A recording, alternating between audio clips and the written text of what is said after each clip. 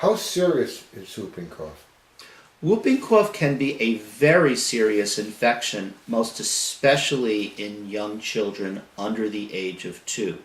In babies under 1, these episodes of coughing can lead to periods where the child is unable to get oxygen sufficiently into the lungs and throughout his system, and can lead, in the most severe cases, to respiratory distress or a respiratory arrest.